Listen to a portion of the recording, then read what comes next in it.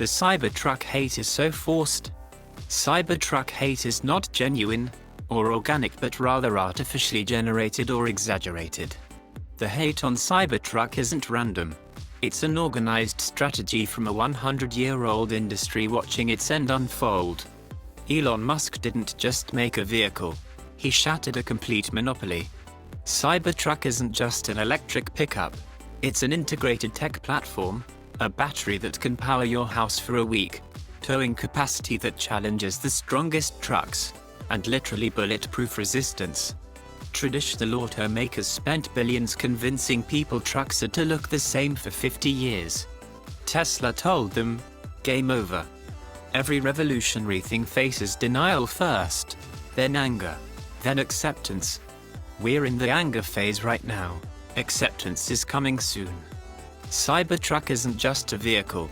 It's an official declaration that the oil age is over and the future is arrived.